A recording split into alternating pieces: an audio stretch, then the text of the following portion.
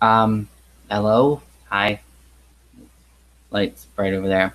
I'm Thal Smith, and just decided to do another live video for no reason, which I know no one will watch anyways, because I like to do that. I don't know. Um, I'm griping, aren't I? I apologize. I need to stop that. That aside, I noticing how Disney's Star Wars thing has gotten really off the rails with the whole Last Jedi and even with the Han Solo boycott and whatnot. I just wanted to do an interesting comparison to just The Force Awakens. Just The Force Awakens on its own compared to Tron Legacy, which happened a few years earlier. Now, the reason I want to do that is because, interesting enough, Tron Legacy is a very interesting template for what The Force Awakens eventually would do, just not as well. And I think that's fairly obvious. First, I should explain why Tron Legacy generally gets the bad rap that it does as a film.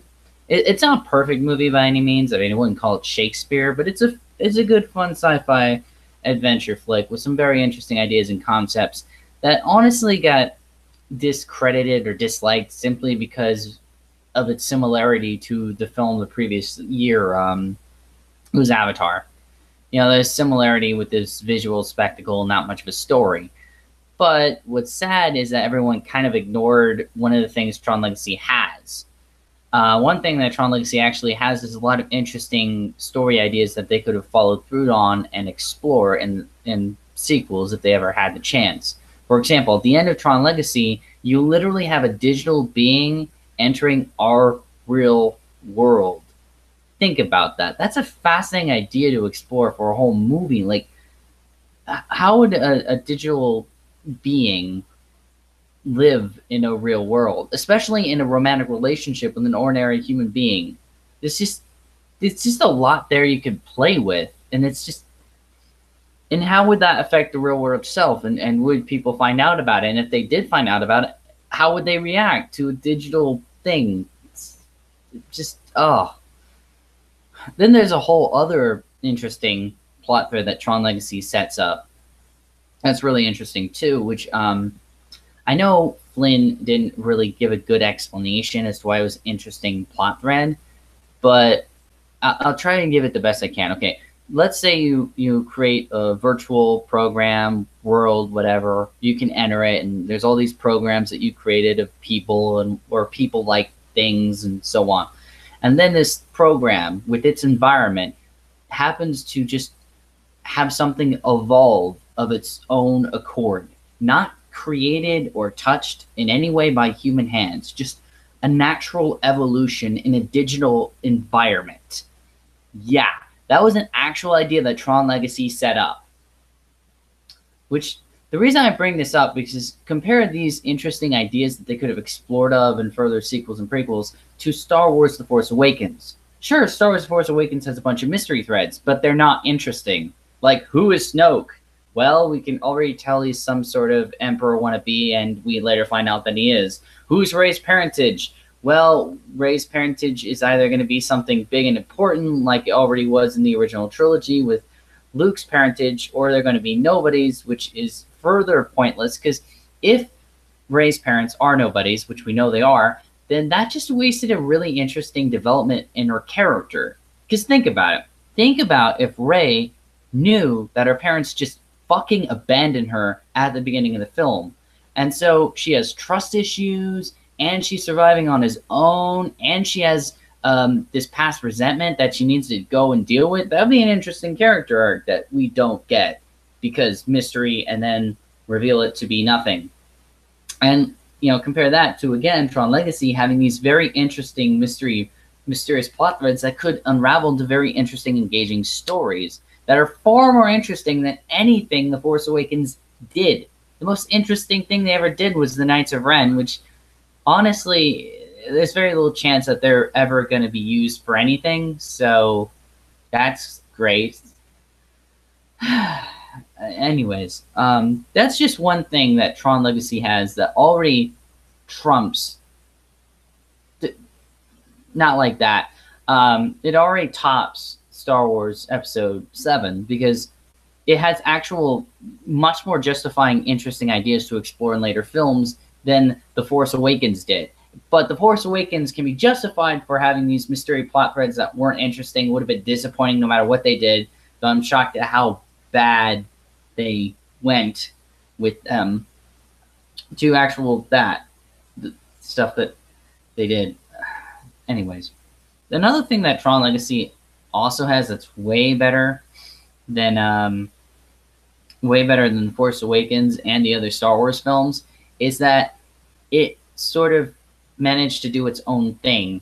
What I mean is that it created its own variation of the Tron world that's very unique and different in design, though still keeping some of the core elements that the original Tron had, which makes it so much more, it gives it a fresh feel as a movie, and it does something different. Whereas none of the visuals in any of the Star Wars sequels / Disney prequels really have anything remotely looking different in any way, shape, or form to the original trilogy, because it all looks like the original trilogy. So, yeah. An audience's reaction to choose Star Wars The Force Awakens over Tron Legacy is just really irritating to me.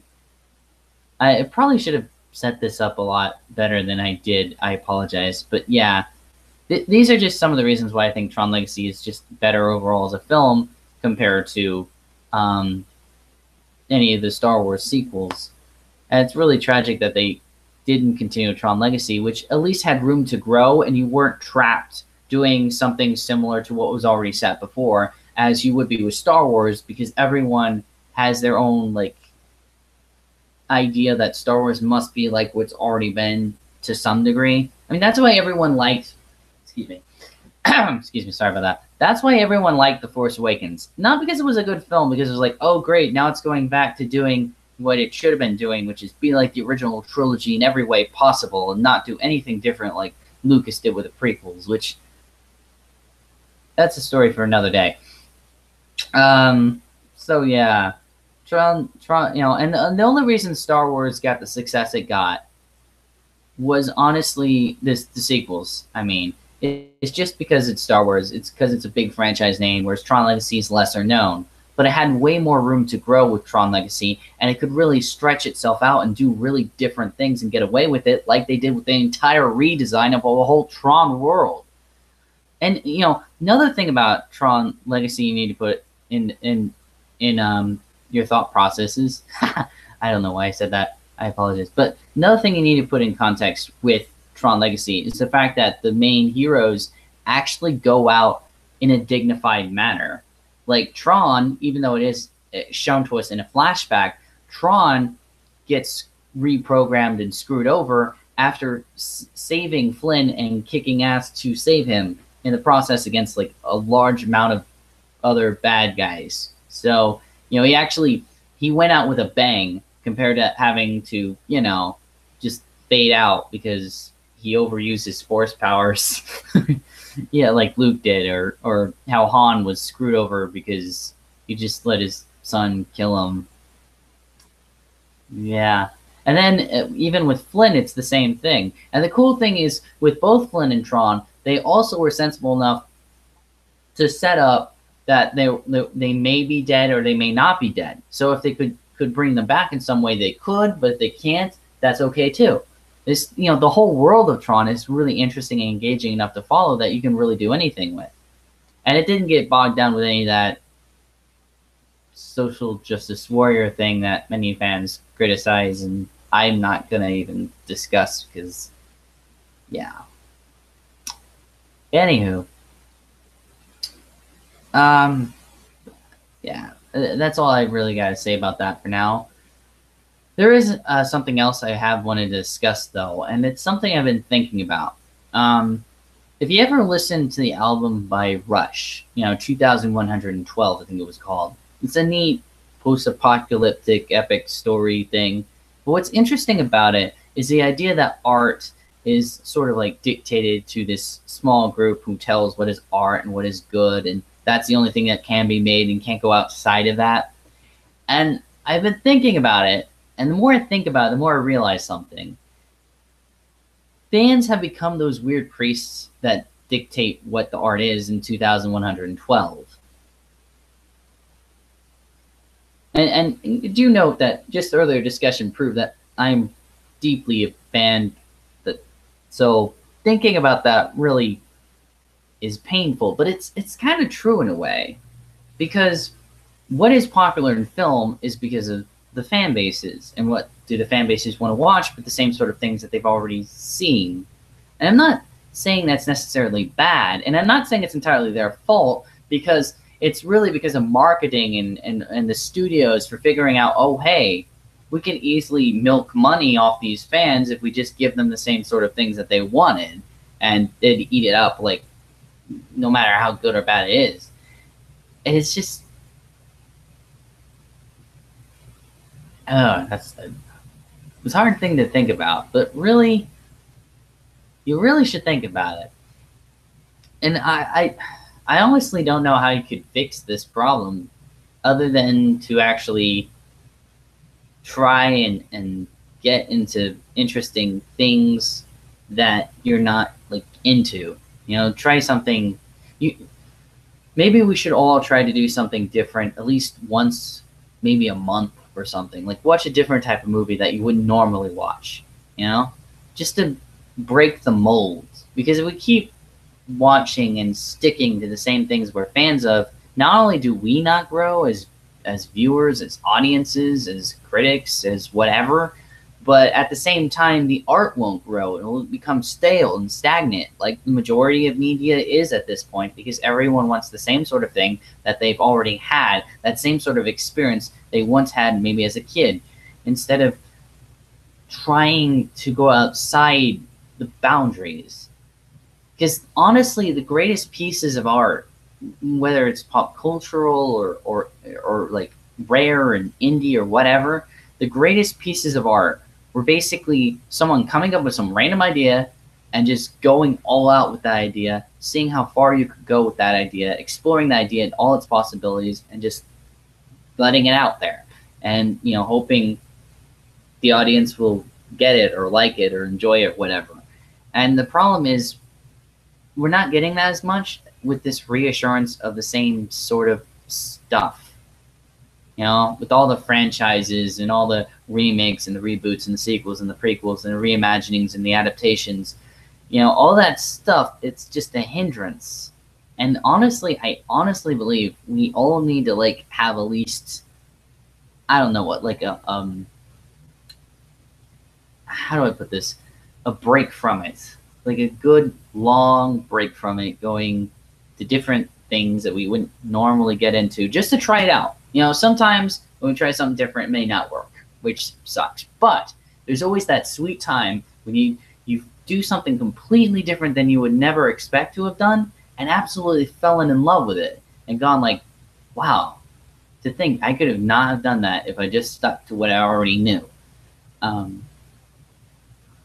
Yeah. And I think that's why, the whole, like, there isn't much originality today really stems from. It's from fans and how it's being used in media and through the filmmakers, producers, or publishers or whatever, for knowing the market and knowing how to sell to that market, and in the sense hindering what could be made, or what is being made that we don't even know about, that could be greater than what we could even imagine. So, yeah, just think about it, okay? Later.